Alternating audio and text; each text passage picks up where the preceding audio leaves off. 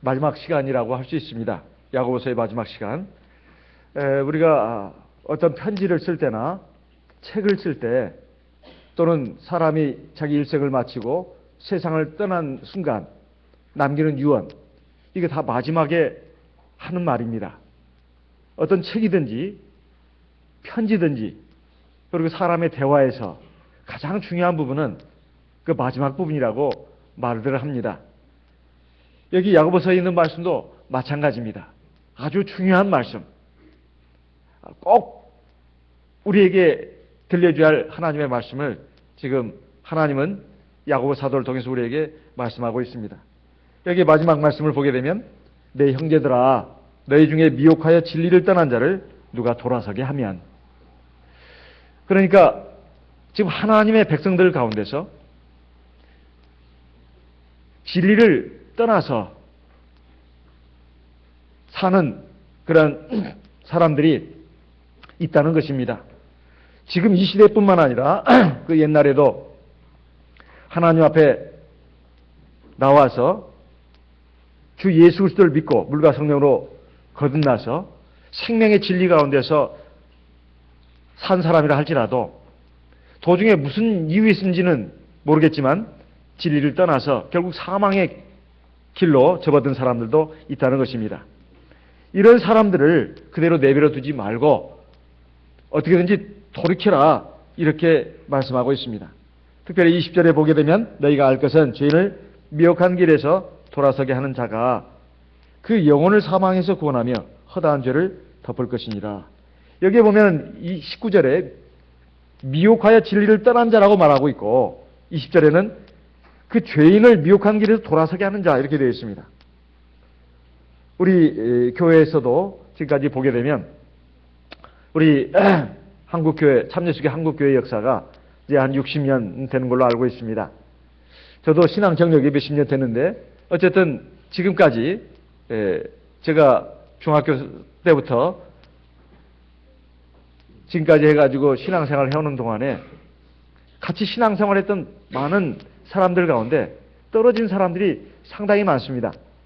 상당히 많아요. 저는 남원이 고향이고 남원에서부터 잠깐 몇 달 동안 제가 신앙생활을 하고 그리고 세례를 받았습니다. 그리고 나서 바로 전주로 가서 또 신앙생활을 했고 그때 성령을 받았습니다. 그래가지고 지금 서울로 올라와서 또 학교도 다니고 그러는 가운데 제 신앙생활이 쭉 이어지면서 결국은 목회자 길로 들어서게 됐는데 지금까지 쭉 신앙생활을 해오면서 많은 분들이 신앙을 제대로 지키지 못하고 또 이 진리의 길에서 굳게 서지 못하고 떨어져 나가는 경우가 많이 있습니다. 물론 대부분은 세상의 육신의 삶에 붙들려가지고 쇠파에 휩쓸려서 탕류에 휩쓸려가지고 떠내려간 성도들이 아마 많을 줄로 압니다. 근데 그 중에는 이 교회 안에서 또는 가정에서 여러 가지 그 고통스러운 일, 어려운 일, 상처받는 일이 생겨가지고 신앙에서 떨어지는 경우도 있습니다.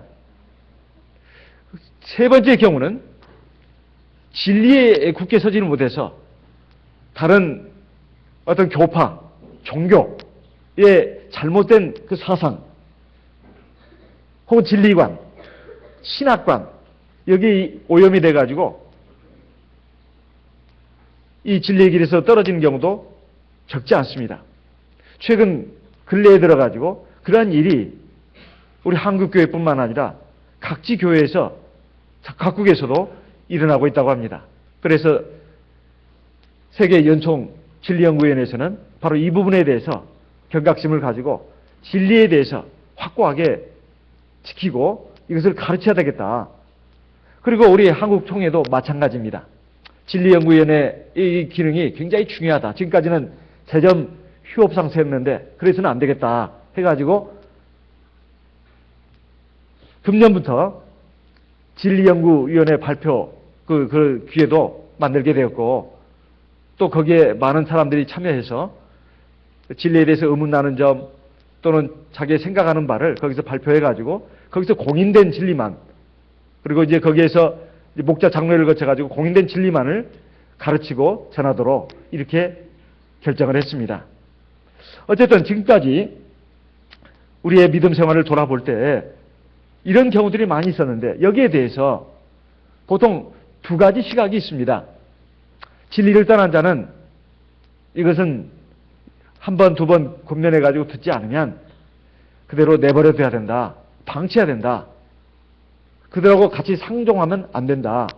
이런 하나의 시각이 있는가 하면 그래도 그들이 무슨 중범죄를 저질렀다거나 아니면 사망에 이르는 죄를 저질러가지고 도저히 권면할 수 없는 상태에 있는 사람들이 아니라면 진리면에서 뭔가 잘못돼가지고 그렇게 나가는 것이라면 어떻게든지 권면해서 돌이키게 해야 된다.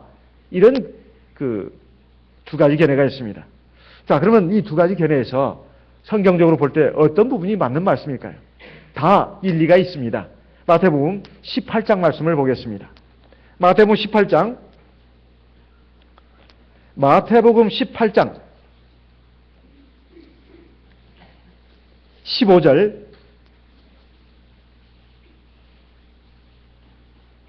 에서 17절까지 말씀을 읽겠습니다. 네 형제가 죄를 범하거든 가서 너와 그 사람과만 상대하여 권고하라. 만일 들으면 네가 네 형제를 얻은 것이요. 16절 만일 듣지 않거든 한두 사람을 데리고 가서 두세 증인의 입으로 말마다 증찬케 하라. 17절 같이 읽어보겠습니다. 만일 그들의 말도 듣지 않거든 교회의 말하고 교회의 말도 듣지 않거든 이방인과 세리와같이 여기라. 예. 여기 보면 형제가 죄를 범했을 때 그 죄를 지은 형제를 그대로 방치해서는 안 되고 그 형제가 지금 큰 죄를 짓고 있고 문제가 있다. 그럼 가서 개인적으로 권면하라는 것입니다. 만약에 그 권고를 받아들인다면 그 형제는 그 사람은 다시 살아난다는 것이죠. 형제를 얻은 것이라고 말하고 있습니다. 만약에 듣지 않거든 두세 사람을 증인을 데리고 가서 권면하고 돼 있어요. 왜냐하면 어떤 갑이라는 사람이 즉 을이라는 사람을 권면하고 있는데 이거 개인적인 판단일 수도 있단 말이에요. 그러니까 을이 안 받아들일 수도 있단 말이에요. 그래서 두세 사람을 데리고 가서 권면하라는 것입니다. 병정을 데리고 와서 갑이 병정을 데리고 와서 을을 권면하라는 거예요. 당신은 지금 잘못되어 있어도 한참 잘못되어 있다고. 그 죄에서 돌이켜야 된다고. 이것을 권면하라는 것입니다. 그래서 17절에 보면 만일 그렇게도 듣지 않는다면 교회에 말하는 거예요. 교회에 이제 공식적인 기구가 있지 않겠습니까? 네. 교회 임원회든 직무회든 이 교회라고 하는 것은 교회 이 전체를 말하는 것입니다. 그럼 전체에다 말하라. 숫자가 적을 때는 전체에 말할 수 있겠죠. 하지만 거기는 어린아이도 있고 또 믿음이 연약한 사람도 있고 여러 가지 층이 있기 때문에 거기서 이제 교회를 이끌어가는 그러한 지도자들 이 모임 여기에다 말하라. 그래가지고 거기다 말해가지고 듣지 않거들랑 이제 권고하는 거죠. 교회의 이름으로 권고를 하는 겁니다. 그래도 듣지 않는다면 이방과 세리처럼 여기라 이렇게 말씀하고 있습니다. 그래서 교회의 징계권도 좋습니다. 18절에 보면 진실로 너희에게 이르노니 무엇인지 너희가 땅에서 내면 하늘에서도 매일 것이요 무엇이든지 땅에서 풀면 하늘에서도 풀리리라. 그러니까 징계를 하고 징계를 또 풀어줄 수 있는 이 권한을 교회에다 줬다. 이런 말씀입니다. 이것은 지금 범죄자에 대해서 주신 말씀입니다. 그런데 야고보서에 가서는 이제 진리를 떠난 자 이렇게 말하고 있습니다. 야고보서 아까 읽은 말씀 5장 19절에 보게 되면 너희 중에 미혹하여 진리를 떠난 자를 누가 돌아서게 하면 그러니까 지금 이단 사상에 이단 종파에 미혹이 돼가지고 진리를 떠난 사람 이런 사람을 돌아서게 하면 이건 돌이키라는 뜻이죠. 너희가 알 것은 죄인을 미혹한 길에서 돌아서게 하는 자가 그 영혼을 사망에서 구원하며 허다한 죄를 덮을 것이다. 이렇게 말씀하고 있습니다. 그래서 우리가 이 종합적으로 본다면 어떤 사람이 육신에 관한 죄를 졌을 경우에 우리는 권면해야 합니다. 그 육신에 관한 죄는 여러 가지가 있을 수 있습니다. 여러 가지가 있을 수 있어요. 그 부분에 대해서 이 마태복음 18장에 기록된 그 말씀을 따라서 우리가 권면을 하고 교회에 이제까지 가게 되면 이제 교회의 이름으로 권고를 해서 안 들으면 이방인과 세리처럼 여기라. 지금 여러 단계가 있습니다. 근데 우리가 과연 이렇게 하고 있는가? 이 점에 대해서 우리가 한번 돌아볼 필요가 있습니다. 교회를 안 나오면 안 나오는갑다. 왜 안 나오나? 관심도 없는 경우도 사실 많습니다. 이건 누가 해야 된다. 그게 아닙니다. 내가 그것을 알았다면 누구든지 다 같이 해야 되는 것입니다. 특정한 누구가만 해야 되는 게 아닙니다. 그리고 염려하고 걱정하고 위해서 기도를 해줘야 합니다. 특별히 진리를 떠난 사람, 이 사람에 대해서는 우리가 각별하게 관심을 가지고 접촉해서 돌이키도록 해야 합니다. 그런데 말을 듣지 않습니다. 그러면 영영이 이제 돌아오지 못할 사람으로 포기해서는 안 됩니다. 돌아오도록 우리가 기도를 해야 합니다. 기도를 하고 또 틈나는 대로 인간적인 어떤 그 끝만은 끊지 않도록 해야 합니다. 가령 가족 중에 그런 경우가 있을 수가 있습니다. 가족 중에 이제 누가 이제 다른 교회로 간다거나 그랬을 경우에 그를 위해서 포기해서는 안 되고 계속해서 기도를 해야 되겠습니다. 그리고 또 교회에서도 마찬가지입니다. 교회에서도 마찬가지. 돌이키도록 우리가 기도해야 되고 또 기회가 된다면 만나서 권면을 해야 합니다. 그 사람을 한두 번 권면해가지고 듣지 않는다 해서 포기해서는 안 된다는 말씀입니다. 근데 우리가 그렇게 되기 위해서 중요한 부분이 뭐냐? 사실 누구든지 진리에서 떠날 수 있다는 것입니다. 그리고 진리의 길에서 넘어질 수도 있다는 거예요. 이 점을 우리가 생각을 해야 합니다. 우리가 보통 인생을 사는 걸 갖다가 인생 길을 걸어간다고 말합니다. 인생 길을 걸어간다. 이건 인생을 사는 데 있어서 정도가 있다는 말이죠. 바른 길이 있다는 말입니다. 신앙의 삶도 마찬가지입니다. 우리가 신앙의 길을 걸어간다고 말합니다. 신앙에도 정도가 있다는 말이에요. 그 정도가 뭘까요? 바로 하나님의 말씀, 진리의 말씀을 따라서 바르게 나가는 것을 말합니다. 그런데 우리가 이 세상을 보게 되면 하나님 믿지 않는 뭐 불교라든가 뭐 다른 교파, 종교도 있지만 사실 하나님 믿는 이 종교도 크게 천주교와 일반 기독교로 나뉘고 있습니다. 개신교로. 천주교와 일반 개신교. 그런데 우리 참예수교가 거기에 또 들어 있습니다. 그러다 보니까 우리 하나님의 백성들이 사실 특히 이 참예수교의 성도님들이 세상에 천주교인들 얼마나 많습니까? 그리고 일반 개신교가 얼마나 수가 많냐 이 말이에요.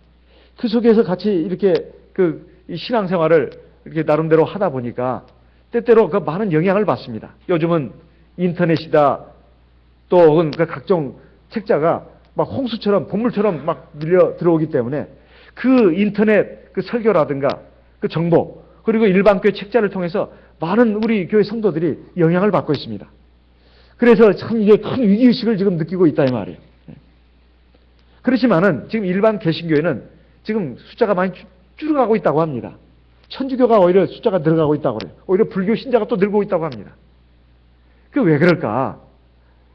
생각해 보니까 지금 각 일반 교회에서는 뭐 여러 가지 그 부정, 비리 이런 것 때문에 그 희망을 잃어가지고 그랬다는 그 견해도 있고 또 세상의 삶이 너무나 복잡다단하다 보니까 이 젊은이들이 교회를 안 나가고 자꾸 세상의 삶에 붙들려서 빠져가기 때문에 교회를 안 나간다.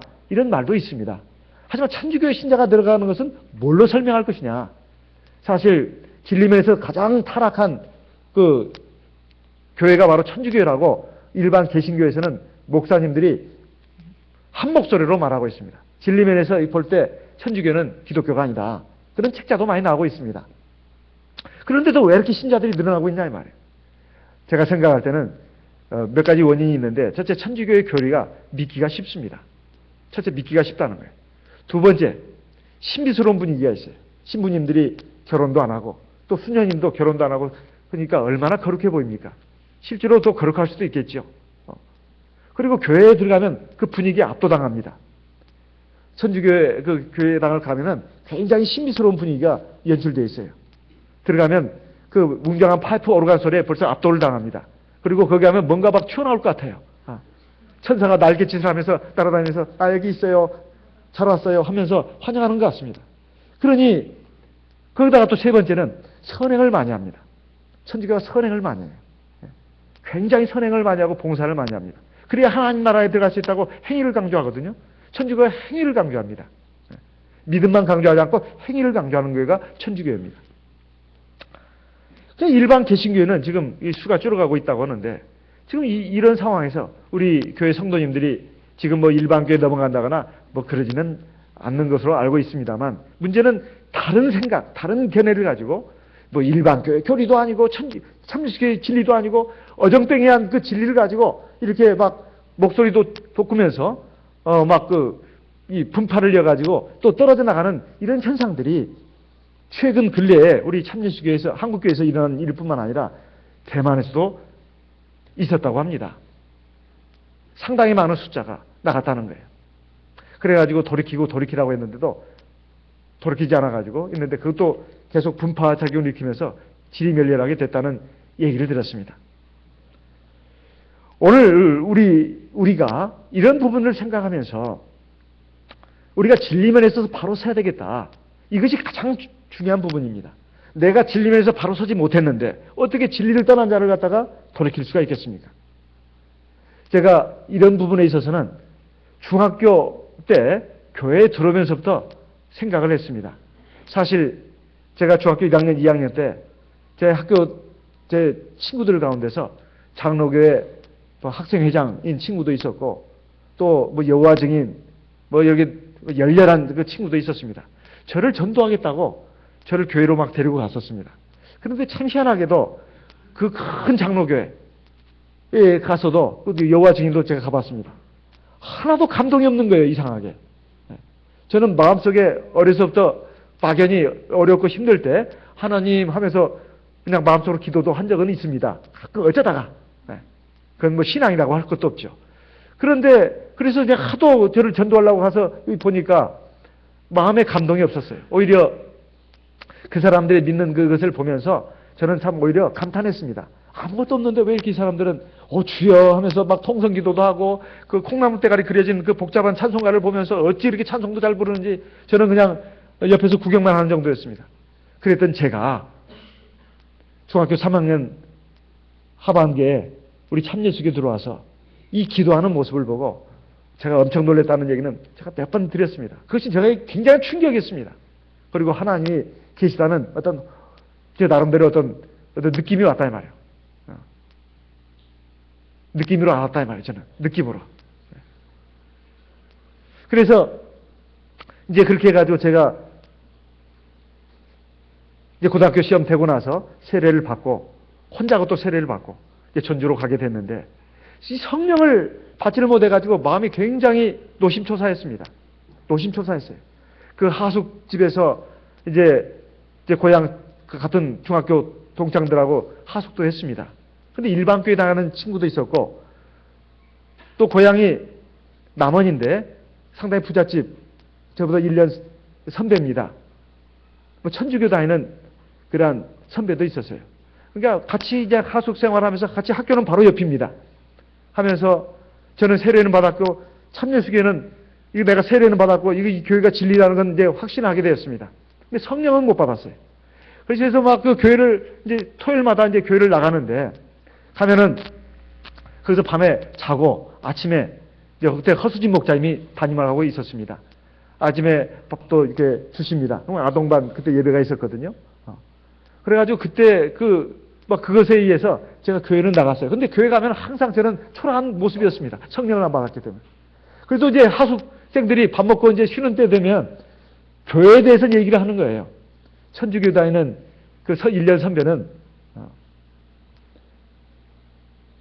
말합니다. 천주교가 최고라고. 천주교가 정통이라고. 교회 정통이라고 말해요. 저는 이제 말을 하려고 해도 뭐 아는 게 있어야죠. 그래도 내가 이제 드는 바에 의해서 아직 성령도 못 받았는데 막 저도 막 토론을 합니다.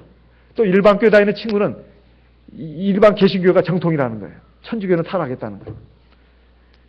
그 선배는 서울대 공대를 들어가서 지금 아마 교수인가 뭔가 하고 있는 걸로 알고 있습니다. 그리고 같이 공부했던 그 친구는 의대를 들어갔습니다. 의사가 됐어요. 그러니까 다 똑똑한 사람들입니다. 저만 바보죠. 어쨌든 저는 바보지만은 그래도 이 교회가 옳다. 이런 생각을 가지고 제가 얘기를 했는데, 특별히 일반 개신교에 따가는 친구가 저한테 막 굉장히 열을 띠면서 얘기를 하는 거예요. 구원은 믿음으로 얻는 것이라는 거예요. 행위로 구원 얻는 것이 아니라는 겁니다. 그러면서 성경을 들이대면서 저한테 얘기를 하는 거예요. 구원은 믿음으로 얻는 것이지 행위로 얻는 것이 아니다. 그러면서 그래서 제가 또 의문이 나가서 물어봤습니다. 그러면 너 밖에 나가서 사람 찔러 죽여도 무슨 나쁜 짓을 해도 너 구원 받냐? 구원 받는다는 거예요. 왜? 믿음으로 구원 얻는 것이기 때문에. 예수 그리스도가 모든 내 죄를 사하셨기 때문에 나는 믿음만 지키면 구원 얻는다는 겁니다. 물론 제가 극단적인 질문을 하긴 했습니다만 그 친구도 확신하면서 말합니다. 내가 밖에 나가서 심지어는 사창가에 가서 나쁜 짓을 해도 그리고 사람을 죽여도 내가 믿음만 지키면 하나하나 들어간다는 거예요. 그래서 제가 참 그 말에 어떻게 말을 해줘야 할지를 모르겠어요. 근데 교회 오면 그게 아닙니다. 그게 아니다 이 말이에요. 믿음과 순종을 말하고 있어요. 그래서 제가 이 부분에 대해서 굉장히 관심을 많이 가졌습니다. 그리고 또 제가 하나님 앞에 구원의 길을 제대로 걸어가야 되지 않겠습니까? 그리고 또 목자로 또 들어서게 됐습니다. 일반 교회에 대해서 제가 참 연구를 많이 했습니다. 제 나름대로는 연구를 많이 했어요. 왜 일반 교회가 이렇게 잘못 비틀어져 나갔냐? 가장 중요한 그 차이점이 뭐냐? 왜 이렇게 됐는가? 그 점을 연구하게 됐습니다. 지금은 이제 배가 부족하지만 대학생들 그 단기신학, 청년 단기신학 지금 여러 차례 가르치고 있고, 그 다음에 정규 신학생들도 조직 신학을 가르치고 있습니다. 설교학뿐만 아니라 로마서, 갈라디아서, 그 다음에 그 조직 신학, 쉽게 말하면 이론 신학이죠. 이론 신학. 이런 부분을 가르치면서 또 많이 알게 됐습니다. 가장 중요한 차이점은 뭐냐? 성령이 없다는 겁니다. 일반 교회. 요한복음 16장을 보겠습니다. 요한복음 16장.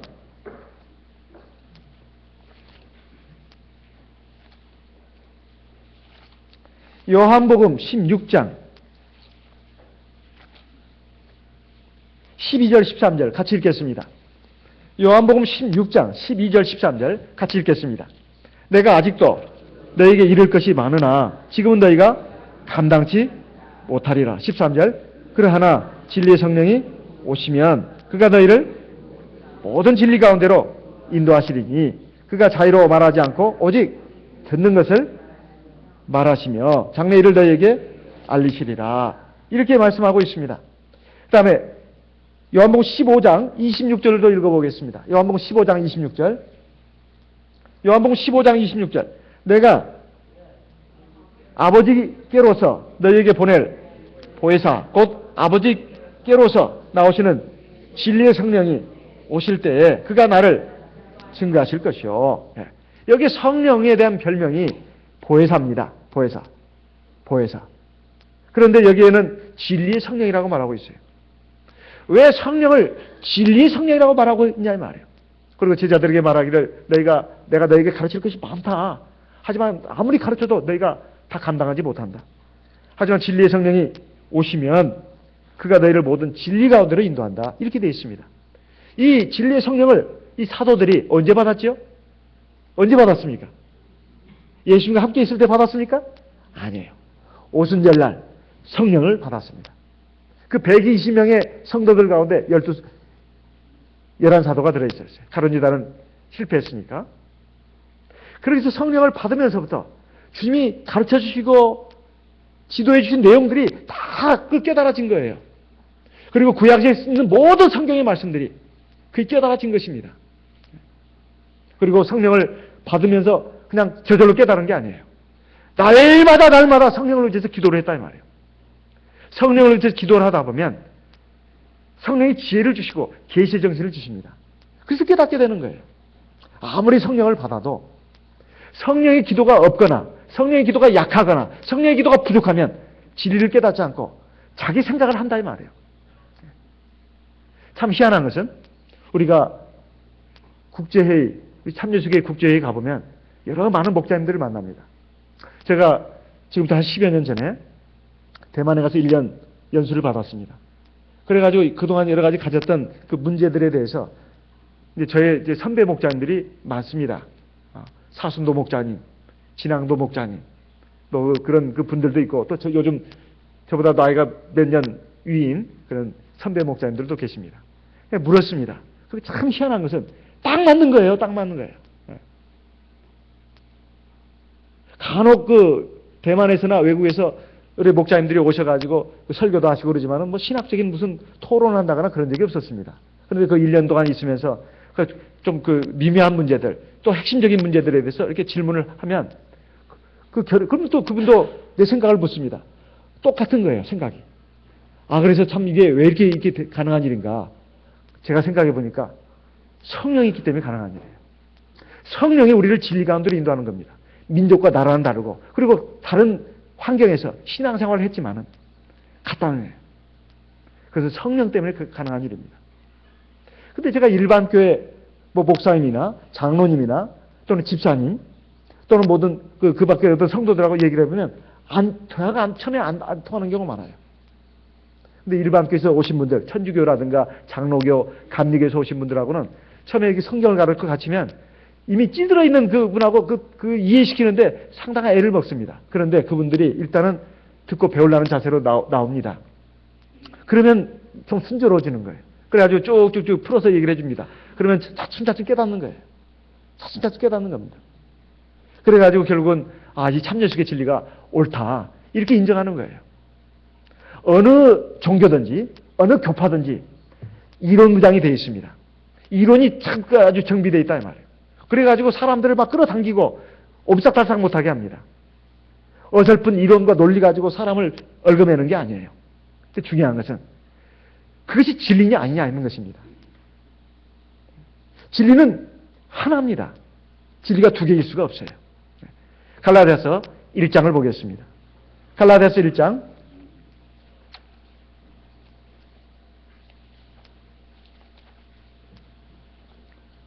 6절 부터 9절까지 말씀을 우리 같이 읽어보겠습니다. 갈라디아서 1장 6절에서 9절 그리스도의 은혜로 너희를 부르신 이를 이같이 속히 떠나 다른 복음 줬는 것을 내가 이상히 여기노라. 다른 복음은 없나니 다만 어떤 사람들이 너희를 요란케 하여 그리스도의 복음을 변하려 함이라. 8절 그러나 우리나 혹 하늘로부터 온 천사라도 우리가 너희에게 전한 복음 외에 다른 복음을 전하면 저주를 받을지어다. 우리가 전에 말하였거니와 내가 지금 다시 말하노니 만일 누구든지 너희의 받은 것 외에 다른 복음을 전하면 저주를 받을지어다. 심지어는 제가 서울에서 학교 다닐 때 예수형 교회 다니는 친구를 만난 적이 있습니다. 우리 교회에서 떨어져 나간 노관영 씨가 세운 교회라고 하는 얘기를 들었어요. 거기에 소속되어 있는 친구예요. 그래서 우리 교회를 한번 데리고 나왔습니다. 그래가지고 토론도 하고 그러는데 죽은 사람을 위해서 세례 바치는 요 문제. 요것 때문에 받지를 않는 거예요. 그래가지고 결국은 받아들이지 않더라고요. 참 안타까운 생각이 들었습니다. 똑같이 방학 기도를 하더라고요. 그래서 그런 부분에 있어서 굉장히 제가 놀랐는데 어쨌든 참 몇 번 또 토론을 해도 안 되는 겁니다.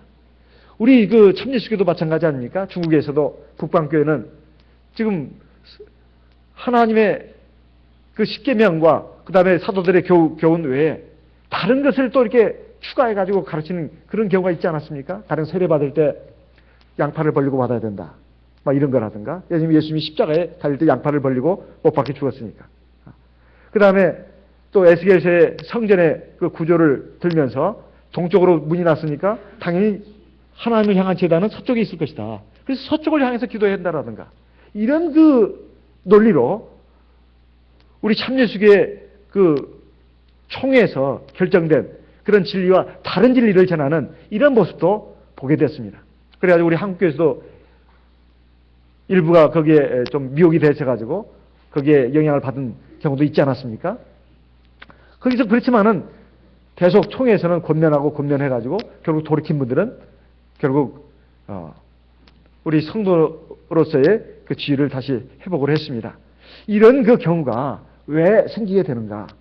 가장 중요한 거 우리가 성령을 받아도 그 성령을 받고 믿음 생활을 제대로 해야 된다는 것입니다. 내가 믿음 생활을 제대로 하지 않으면, 즉 교회 생활을 제대로 하지 않으면 자기 생각에 빠지기가 쉬워요. 자기가 가끔씩 듣는 그 하나님의 말씀을 가지고 성경을 왜곡하는 경우도 많습니다. 하나님의 말씀은 이렇다 저렇다 그렇지 않은 경우가 많습니다. 제가 일반 교회 성도들하고 좀 토론을 하는 과정에서 종종 이런 부분도 주장하는 것을 봤습니다. 사도행전 3장을 보겠습니다. 사도행전 3장. 사도행전 3장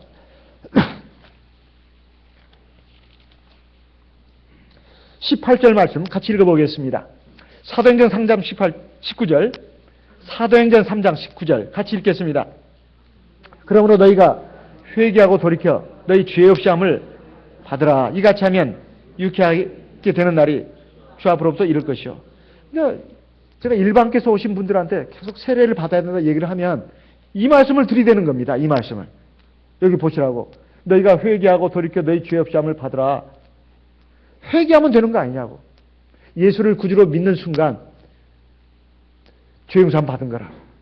세례를 받아야 죄 용서 받는 건 아니라고. 이분의 문제점은 뭘까요? 이 말씀이 틀렸을까요? 맞는 말씀입니다. 일반교의 문제점이 뭐냐면 성경을 부분적으로 본다는 겁니다. 전체로 봐야 되는데 부분적으로 본다는 거예요. 마치 장님들이 코끼리 다리 만지는 식이에요. 그래서 그것만 보고는 이게 코끼리라고 기둥이라고 말하는 겁니다. 귀를 잡은 사람은 코끼리가 큰 푸치라고 말하죠. 그렇지만 사도행전 2장 38절 있지 않습니까?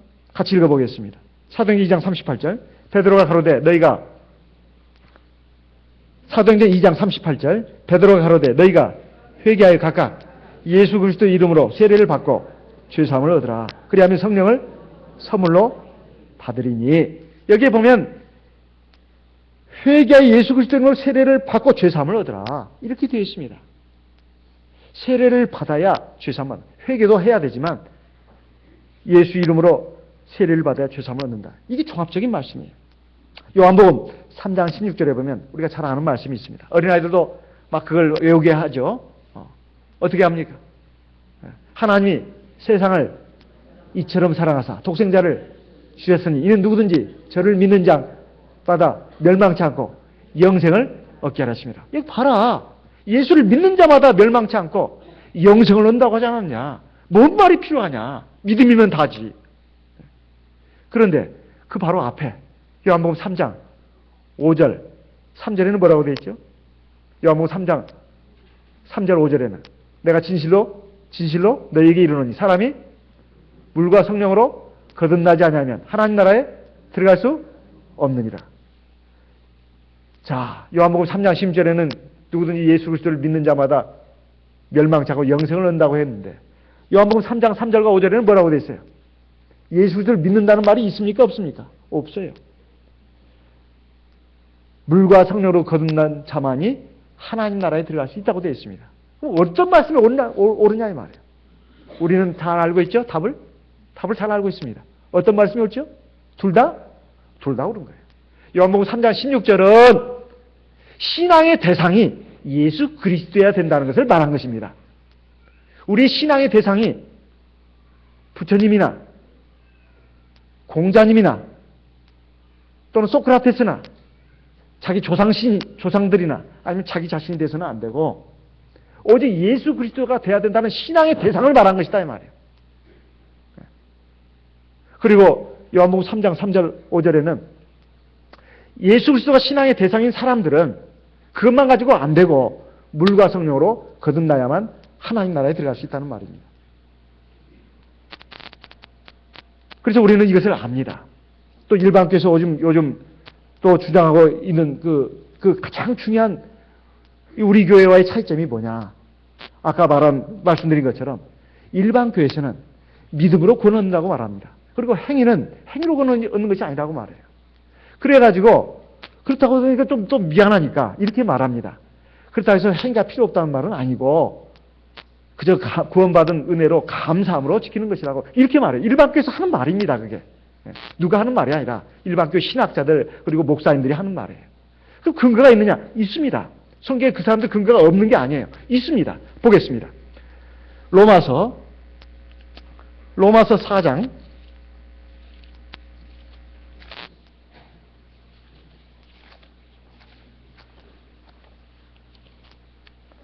로마서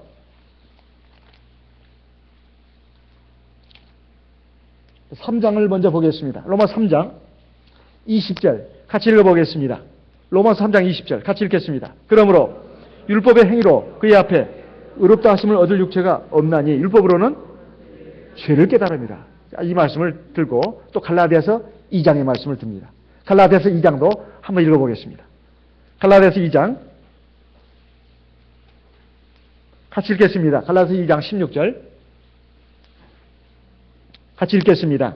사람이 의롭게 되는 것은 율법의 행위에서 난 것이 아니요 오직 예수 그리스도를 믿음으로 말미암아 아는 거로 우리도 그리스도 예수를 믿나니 이는 우리가 율법의 행위에서 아니고 그리스도를 믿음으로써 의롭다함을 얻으려 함이라. 율법의 행위로서는 의롭다함을 얻을 육체가 없느니라. 여러분 잘 보십시오. 지금 일반교회에서는 이래서 바로 이 말씀을 가지고 두 말씀이 금과 옥조입니다. 그리고 또 하나가 믿음으로 예수를 구주로 신하면 구원 얻었다. 그 말씀. 특히 이 말씀이 굉장히 금과 옥조로 되서는 말씀이에요. 그렇지만 이거 잘 보세요. 사람이 의롭게 되는 것은 그랬습니다. 사람이 구원을 받는 것은 이렇게 말하고 있잖아요. 사람이 의롭게 되는 것은 율법의 행위로 의롭게 되는 것이 아니라 믿음으로 의롭게 되는 것이다. 의롭게 되는 것에 대해서 말하고 있다 이 말이에요. 하나님 앞에 구원을 받으려면 일단 죄인에서 의인이 돼야 합니다. 죄인에서 의인이 돼야 돼요. 예수님이 요단강에 세례를 받으실 때 세례 요한에게 말했습니다. 참말 말고 허락해라. 우리가 이와 같이 하여 모든 의를 이루는 것이 합당하니라 그랬습니다. 의라고 하는 말의 반대는 죄입니다. 죄의 반대는 의예요. 우리가 세상 사람으로 있을 때는 죄인이었습니다. 근데 세례를 받으면, 믿고 세례를 받으면 의롭게 되는 거예요. 그때는 하나님의 계명, 율법을 지켜가지고 의롭게 되는 것이 아닙니다. 오로지 믿음으로 그리고 세례를 받음으로 의롭게 되는 거예요. 그런데 일반교회에서는 로마서 3장 20절의 말씀만 인용한다 이 말이에요. 그런데 로마서 6장에 가면 의롭게 되는 것도 그 믿음만 가지고 의롭게 되는 것이 아니라는 것을 말해주고 있습니다. 믿음만 가지고 의롭게 되는 게 아니다 이 말이에요. 로마서 6장 7절 말씀 같이 읽어보겠습니다. 로마서 6장 7절 같이 읽겠습니다. 이는 죽은 자가 죄에서 벗어나 의롭다 하심을 얻었습니다. 이는 이 말은 앞에 세례를 말하는 겁니다. 세례를 받으면 죄에서 벗어나서 의롭다 하심을 얻는다. 이런 말입니다. 항상 성경 말씀은 쭉쭉쭉 파나가야 된다 이 말이에요. 종합적으로. 그래서 이런 오해가 또 왜 생겼느냐? 바로 그 부분에 있어서 오해가 있는 것입니다. 또 하나, 로마서라든가 갈라디아서를 보게 되면 율법이라는 말이 많이 등장을 합니다. 그런데 율법의 의미는 이렇습니다. 율법은 계명, 조문 의미의 율법은 모세 율법만 가르치는 거예요. 그러니까 십계명이 있고 십계명을 더 잘 지키도록 세분화하고 또 그걸 보조하는 것으로서 모세에게 주신 법이 있습니다. 그걸 율법이라고 그래요. 십계명은 하나님이 직접 돌판에 쓰신 것입니다. 그래 모세의 율법은 뭐냐면 하나님이 말씀하신 것을 모세가 기록한 거예요. 그걸 모세율법이라고 그래요. 모세율법 가운데는 두 가지가 있습니다. 하나는 하나님의 십계명을 갖다가 구체화한 법, 즉 우상 숭배라든가 살인죄라든가 간음죄를 아주 세분화해 놓은 법이 있습니다. 두 번째, 의식법이 있다 말이에요. 제사법이라든가 할례법, 그 다음에 정결법, 음식법 이런 것들이 있습니다. 이것은 의식에 관한 법이에요. 이것은 십계명을 잘 지키도록 보조하는 법입니다. 이것이 혼재되어 있어요. 로마서라든가 갈라디아서를 보면 어떤 경우는 율법 가운데 십계명이 들어있는 경우가 있고 어떤 경우는 순전히 모세 율법만을 가르치는 경우가 있고 그 중에서도 의식에 관한 법을 가르치는 경우도 있습니다. 로마서 7장을 보겠습니다. 로마서 7장 12절 같이 읽어보겠습니다. 로마서 7장 12절 같이 읽겠습니다. 이로 보건대 율법도 거룩하며 계명도 거룩하며 의로우며 선하도다. 아까 율법으로 의롭게 되지 않고 믿음으로 의롭게 된다 해서 그럼 율법이 필요 없는 것이냐? 그렇지 않다고 분명히 말씀하고 있습니다. 로마서 3장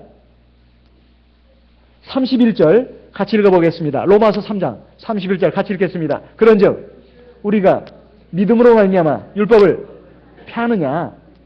그럴 수 없느니라. 도리어 율법을 굳게 세우느니라. 왜 그렇게 세우는지 그 이유를 알아야 합니다. 아니 믿음으로 의롭게 되는 것이고 율법의 행위로 의롭게 되지 않는데 왜 율법을 굳이 세워야 되냐 이 말이에요. 율법이라는 것이 기능이 있습니다. 유대인들, 당시 유대인들 그리고 세상 사람들, 이방인들을 향해서 너희는 죄인이야.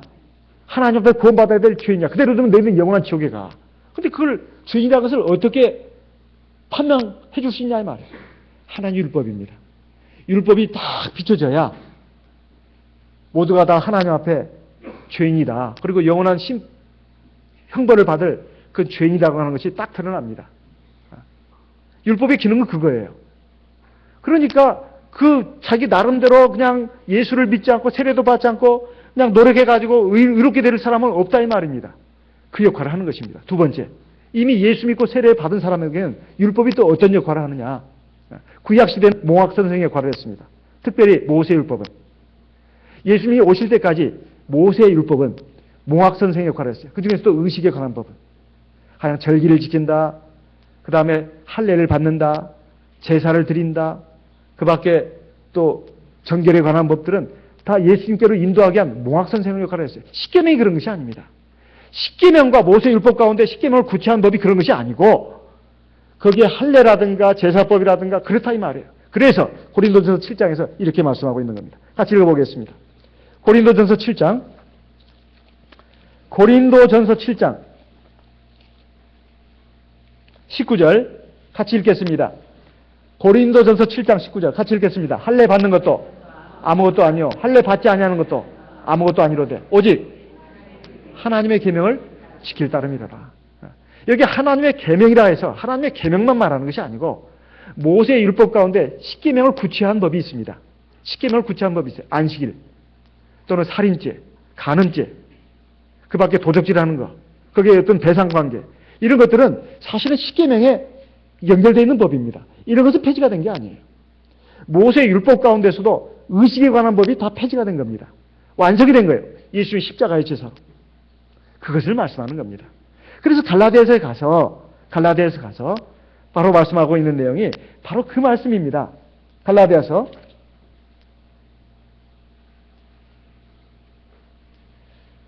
3장 19절 같이 읽어보겠습니다. 갈라디아서 3장 19절 같이 읽어보겠습니다. 그런즉 율법은 무엇이냐? 범법함을 인하여 더한 것이라 천사들로 말미암아 중보의 손을 빌어 베푸신 것인데 약속하신 자손이 오시기까지 있을 것이라. 여기 율법은 모세율법을 가리키는 것입니다. 모세율법. 십계명이 아니에요. 십계명이 아니고 모세율법을 말하는 거예요.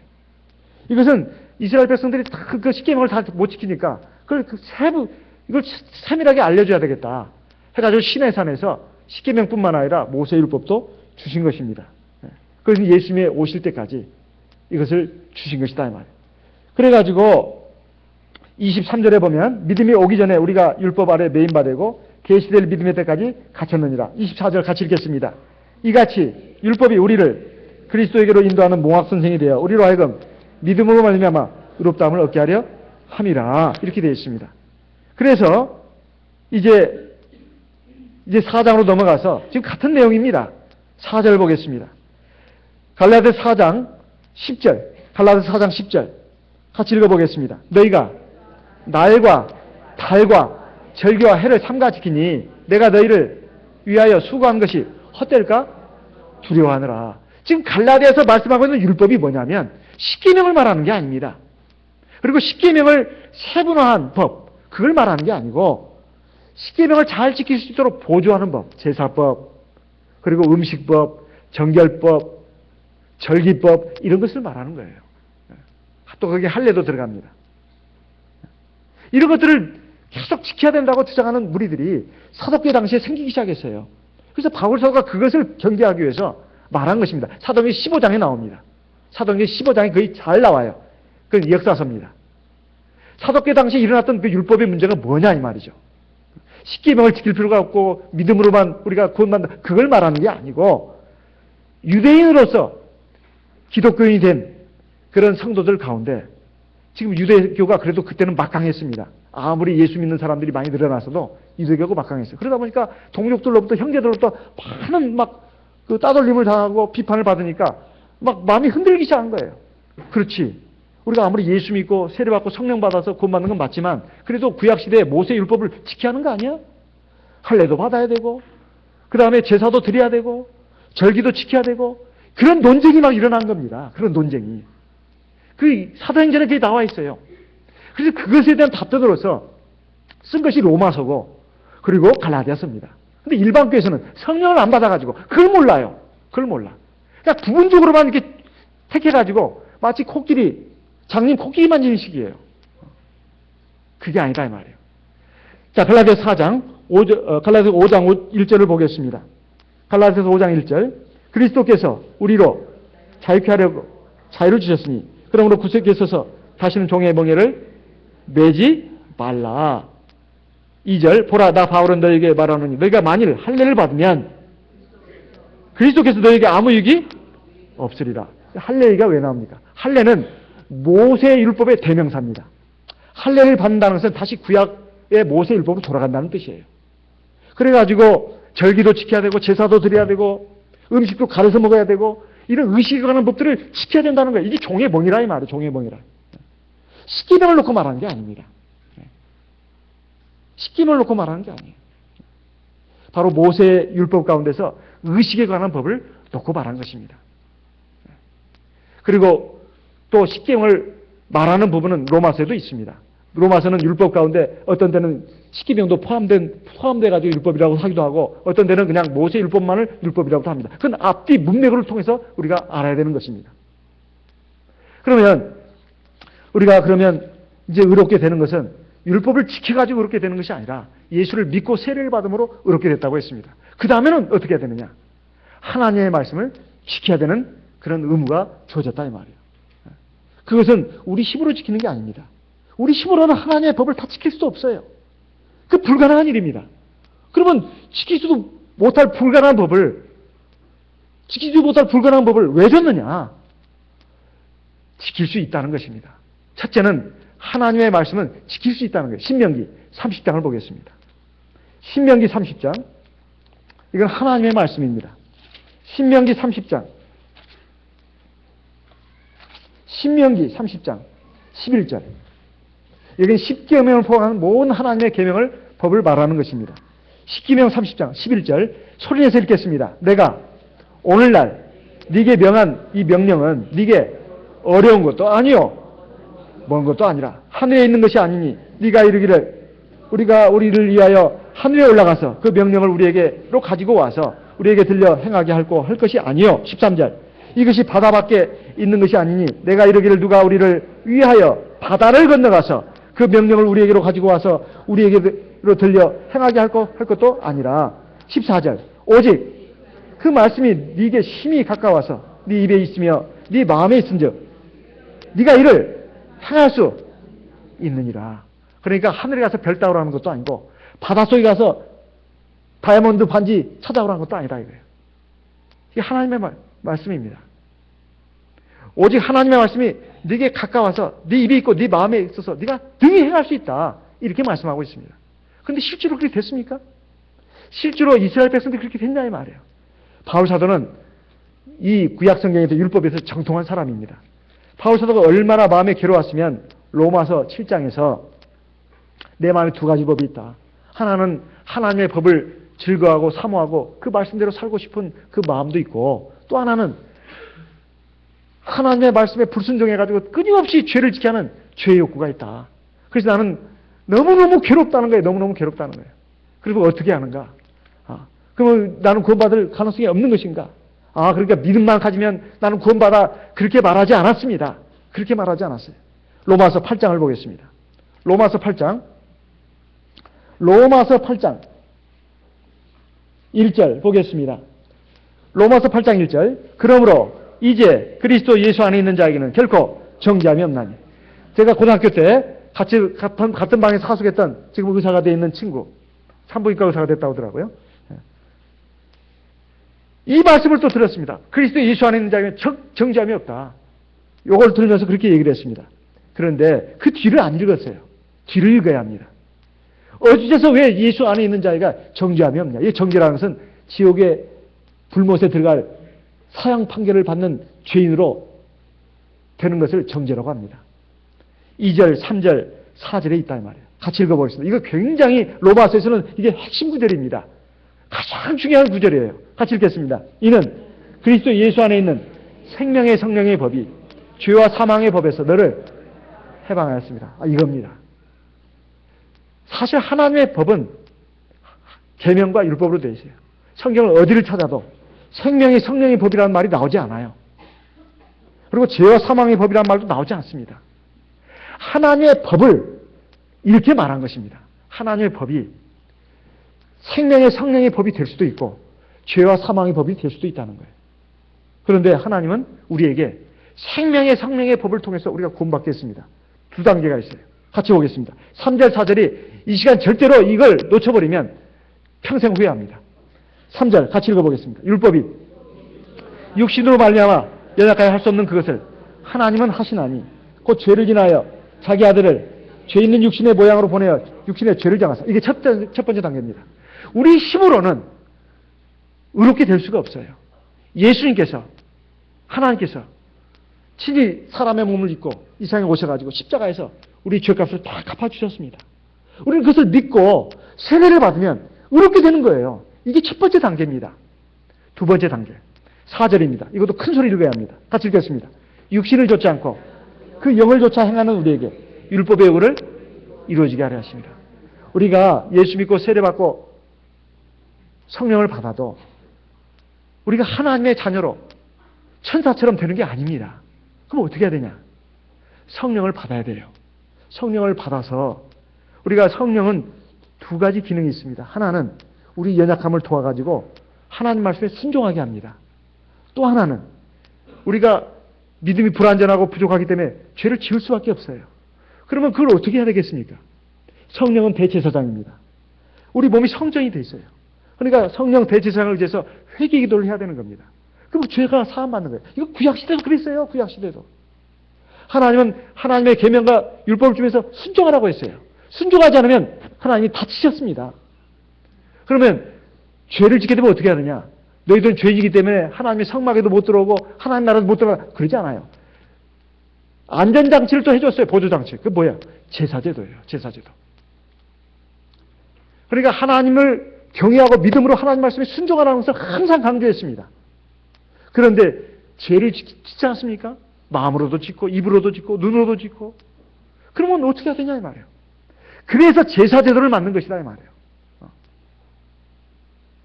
오늘날 신약시대는 구약시대처럼 동물의 제사를 수시 드리는 것이 아니라 십자가에서 단번에 제사를 드렸습니다. 그 대신 우리 몸이 성전이 됐어요. 대제사장이 성령이 대제사장으로 들어왔다고 히브리서에서 말씀하고 있는 내용이 그 내용입니다. 성령 대제사장을 의지해서 우리가 회개 기도를 해야 되는 거예요. 두 가지가 있어야 합니다. 성령을 의지해서 하나님 말씀에 순종하는 것이 앞바퀴입니다. 성령을 의지해서 회개 기도하는 것이 뒷바퀴예요. 그렇게 해서 우리가 완전히 이르게 되는 것입니다. 하나님 말씀을 온전히 순종해가지고 하나님을 들어가서 한 사람도 없어요. 그거 맞습니다. 그렇다 해서 하나님 말씀을 지키지 않아도 된다. 그것도 틀린 말입니다. 하나님 말씀은 지켜야 됩니다. 지켜야 된다 이 말이에요.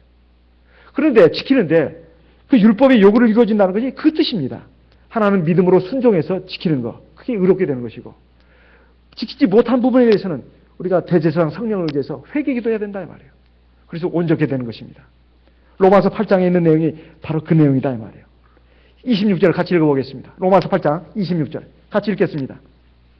이와 같이 성령도 우리 연약함을 도우시나니 우리가 마땅히 빌 바를 알지 못하나 오직 성령이 말할 수 없는 탄식으로 우리를 위하여 친히 간것입니다. 우리가 성령이 우리 연약함을 도와서 하나님의 말씀에 순종하도록 도와줍니다.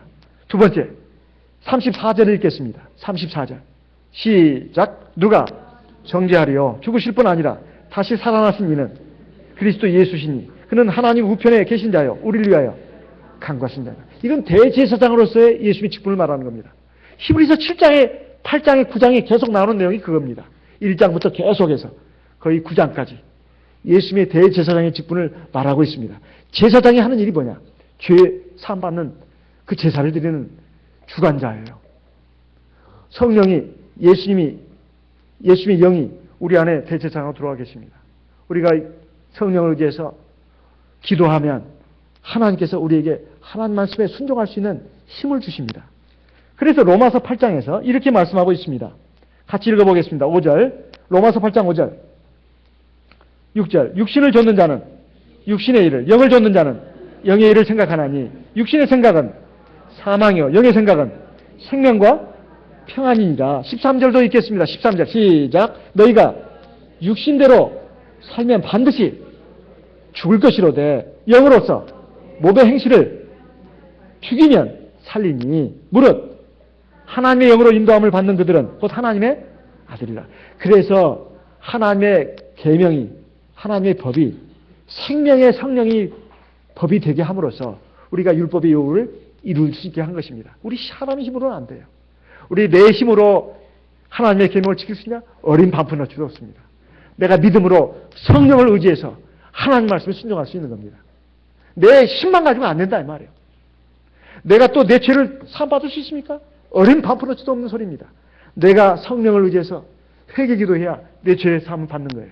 이렇게 해서 율법의 요구가 이루어지는 것입니다. 구약시대 율법의 요구나 신약시대 율법이나 똑같은 것입니다. 거룩함이에요. 온전함입니다. 의로움입니다. 그런데 그것이 단순히 믿음을 가지고 행위로서 되는 것이 아니라 우리가 하나님의 은혜로 긍휼로 말미암아서 우리가 회개기도하면 하나님이 우리 죄를 용서하셔가지고 그걸 또 의롭게 해주시는 거예요. 그래서 100점이 되는 겁니다. 자, 학생이 시험을 봤어요. 80개를 맞아, 100문제 가운데 80개를 맞고 20개는 틀렸습니다. 근데 하나님의 요구는 100점이 돼야 한다는 거예요. 100점이. 방법이 없을까요? 방법이 없어, 우리에게는. 우리가 100점 맞을 방법이 없다 이 말이에요, 우리 힘으로는. 방법이 있어요. 첫째, 시험 문제 풀 때 성령을 의지해서 푸는 겁니다. 그러면 전에 50점밖에 못 받던 사람이 80점을 맞을 수가 있어요. 그래도 못 들어가요, 하늘나라. 그럼 20점은 어떻게 해야 됩니까? 틀렸으니까. 하나님 앞에 용서를 구해야 돼요. 하나님, 내가 내 육신이 약하고 믿음이 부족해서 내가 이렇게 틀렸습니다. 죄졌습니다. 용서해 주십시오. 그럼 예수의 십자가의 보혈의 공로가 역사를 합니다. 성령이 말할 수 없는 탄식으로 대제사장으로서 우리를 위해서 속죄제를 제사를 드려준다 이 말이에요. 그럼 하나님이 우리의 속죄 제사를 보시고 죄를 용서하시고 그 틀린 것을 맞았다 쳐주는 거예요. 용서해 주는 건 맞았다 쓰는 게 아니게. 그래서 100점이 되는 거예요. 그래서 하나님 나라에 들어가는 겁니다. 우리가 죽을 때까지 하나님 말씀 다 지켜가지고 하나님 나라에 들어가는 게 아닙니다. 그렇다 해서 일반교 이런처럼 나가면 곤란합니다. 행위는 필요 없고 믿음만 가지고 구원받는다. 그건 아니다 이 말입니다. 그건 아니다 이 말이에요. 그러니까 모순이 나오는 거예요. 성경 곳곳에서 나중에 하나님이 심판하실 때 너희 믿음으로 심판하신다는 말이 하나도 없습니다. 행한 대로 이렇게 심판하신다고 되어 있어요. 행위대로. 우리의 믿음을 가지고 심판하신다고 말씀하고 있잖아요. 너희의 행위대로, 행한 대로 심판하신다고 말씀하고 있어요. 근데 일반교회에서는 이걸 깡그리 무시해버립니다. 오로지 믿음으로만 구원받는다고. 믿음으로 의롭게 되는 걸 갖다가 뻥튀기 해가지고. 저 뻥튀기 좋아합니다. 오해하지 마세요. 저 뻥튀기 좋아해요. 하지만 하나님의 말씀을 뻥튀기 하면 안 됩니다. 분명히 믿음으로 의롭게 되느냐, 의롭게 되는 문제에 대해서 말한 것이지 구원받는 것에 대해서 말한 게 아닙니다. 의롭게 되는 문제는 하나님 앞에 구원받는 데 있어서 필수단계입니다. 그 1단계예요. 그 다음에는 말씀을 지켜야 합니다. 순종해야 된다 이 말이에요. 그래야 구원에 이를 수 있다 이 말이에요. 성경 곳곳에서 말씀하고 있습니다. 시간이 부족하죠. 우리가 일반 교회 많은 그 성도들이, 청년들이 또는 나이 드신 분들이 거기에 영향을 받고 있습니다. 그래서 교회 많은 지도자들이 거기에 대해서 우려하고 염려하고 있다 이 말이에요. 사실 이것은 제 개인의 생각이 아닙니다. 우리 참예수의 공인된 진리다 이 말이에요. 어디에서나 같이 통용된 진리입니다. 그런데 제가 우리 성도님들에게 간혹 우리 자녀들이 또 믿음이 약하고 또 진리에 서지 못한 우리 성도들이 그런 말을 할 때 우리가 깨우쳐 줄 수 있어야 되지 않겠습니까? 그래서 지금 오늘 이 시간 말씀드리는 겁니다. 우리 참재수의 진리는 온전한 진리입니다. 온전한 진리예요. 비록 사람이 부족할지언정 진리는 완벽하다 이 말이에요. 우리가 완벽한 진리에 이르지 못한 것일 뿐, 사람이 부족할 뿐, 진리 자체는 문제가 없습니다. 우리 이 진리의 말씀을 따라서 나가는 저희들이 되어야 되겠습니다. 그러기 위해서는 우리가 성령으로 늘 기도하고 이 교회 생활, 예배 생활에 충실해야 되겠습니다. 그래야 우리가 진리의 말씀을 따라서 성령을 따라서 나아가고 하나님의 거룩한 백성으로 온전함에 이룰 수 있게 되는 것입니다. 그리고 또 우리 약한 누구든지 또 떨어질 수 있고 약해질 수 있습니다. 그런 사람들을 방치할 것이 아니라 그들을 붙들어주고 올바른 길로 나올 수 있도록 우리가 세워줘야 합니다. 그것이 사명이 바로 우리에게 있습니다. 우리에게 있어요. 그랬을 때 하나님이 굉장히 기뻐하십니다. 사랑은 허다한 죄를 덮는다고 되어 있습니다. 그 부분 다시 한번 보겠습니다. 야고보서 5장.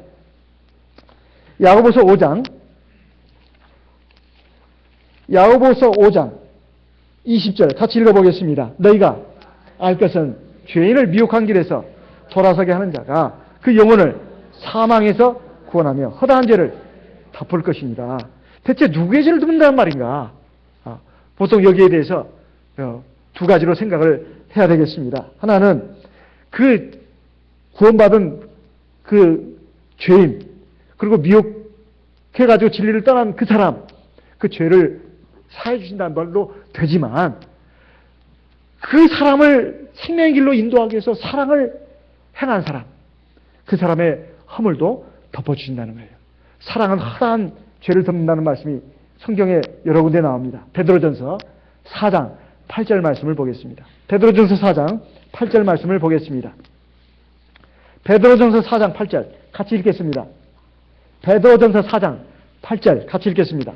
무엇보다도 열심으로 서로 사랑할지니 사랑은 허다한 죄를 덮느니라. 우리가 서로 사랑하게 되면 그 죄, 그 사람의 허물을 덮어준다 그 말도 됩니다. 하지만 우리가 사랑함으로써 내 죄도 하나님 앞에 용서받게 된다. 이런 말씀입니다. 누가복음 7장 47절 말씀 보겠습니다. 누가복음 7장 47절. 누가복음 7장 47절 말씀 같이 읽어보겠습니다. 예수님의 말씀입니다. 주 예수님의 말씀 같이 읽어보겠습니다. 누가복음 7장 47절. 이러므로 내가 네게 말하노니 저의 많은 죄가 사하여졌도다. 이는 저의 사랑함이 많으니라. 사함을 받은 일이 적은 자는 적게 사랑하느니라. 자, 우리가 주님 앞에 긍휼과 자비와 은혜를 받아야 합니다. 특별히 하나님 우리를 불쌍히 보셔야 된다.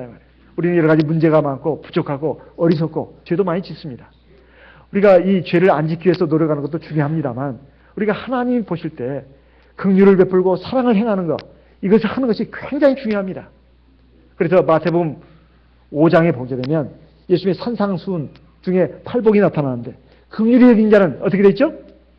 긍휼히 여김을 받을 것이며 긍휼히 여긴 자는 긍휼히 여김을 받을 것이며 주님이 말씀하신 그 팔복 가운데 들어있습니다. 우리가 형제를 사랑하고 그를 생명의 길로 인도하고 믿음을 바로 세워주는 이 사랑의 길로 우리가 나갈 때 우리가 하나님 앞에서 하루하루 살면서 크고 작은 많은 죄를 짓습니다. 마음과 생각으로, 입술과 혀로, 눈으로, 손과 발로 많은 죄를 짓습니다. 이거 하나님 앞에 회개해서 용서해달라고 우리가 기도도 해야 합니다. 하지만 우리가 또 사랑을 적극적으로 행해야 된다 이 말이에요. 그 사랑 중에 최고의 사랑이 뭐냐? 진리를 떠난 자, 죄의 길에 들어선 자, 그들을 돌이켜가지고 하나님의 생명의 은혜 가운데로 나오게 하는 것. 지금 우리 교회에 이런 양들 굉장히 많습니다. 이런 양들 많다 이 말이에요. 그리고 아직 세상에는 이 진리를 모르고 참 구원의 복음을 모르고 세상의 어두운 가운데 비질 가운데 죽어가는 많은 사람들이 있습니다. 그들을 하나님의 생명의 은혜 가운데로 진리 가운데로 인도해야 되지 않겠습니까? 교회는 다 똑같지 뭐. 어디야 예수만 믿으면 되지 뭐. 뭐 참 예수만 꼭 구원받나? 참 이런 그 말을 하는 그 성도들이 간혹 제가 이렇게 있을 때 제가 참 마음에 말로 다 할 수 없는 통증이 옵니다. 우리가 굳이 이렇게까지 이 좁은 길을 가야 할 이유가 뭐가 있나? 사실 일반 교회 가면은 사람도 많고 또 도움받는 일도 많을 겁니다. 굳이 우리가 이 참지식회를 우리가 신앙을 지켜야 할 필요가 뭐가 있냐 이 말이에요. 참 대체 우리의 신앙 생활이 뭐가 잘못된가? 어떻게 해서 이렇게 이 지경이 됐나? 그런 생각이 들 때가 그 탄식의 그 한숨이 나올 때가 많습니다. 여러분, 우리 과거에 이 복음의 씨앗을 뿌리기 위해서 정말 눈물과 피땀을 흘려가면서 수고하신 그런 목자님, 배영도 목자님이 한국에 처음으로 이 진리의 복음을 전했습니다. 그래가지고 우리 지금 저희 아버님 뻘들 되는 그 선배 목자님들이 지금 세상에 떠나서 하늘나라 가신 분도 있고 지금도 살아계신 분들이 있습니다. 지금 많이 염려하고 있다 이 말이에요. 그리고 이 교회에서 수십 년간 신앙생활한 많은 교회 그 어르신들이 지금 염려하고 있는 부분이 이런 부분입니다. 우리가 진리면에서 바로 서지 못하고 이 흔들리고 그리고 이것이 다 어디에서 온 것이냐? 부실한 신앙생활에서 오는 겁니다. 부실한 신앙생활. 교회 생활 제대로 안 하고 제대로 하나님 앞에 기도도 안 하고 하나님 말씀도 제대로 먹지 않으니까 이거 세상에 그런 그 잣된 것들이 그리고 비질이나 그 어두운 것들이 막 물밀듯이 들어와가지고 그냥 마음이 심령이 황폐화돼서 거기서 온갖 잡초가 야생동물이 뛰노는 그 황량한 광야가 됐다 이 말이에요. 이것을 우리가 빨리 개간을 해야 되겠습니다. 그래야 하나님의 생명의 역사가 일어납니다. 구원의 역사가 일어납니다.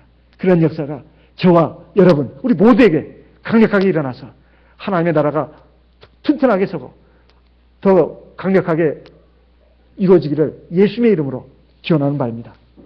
다 같이 묵도하겠습니다.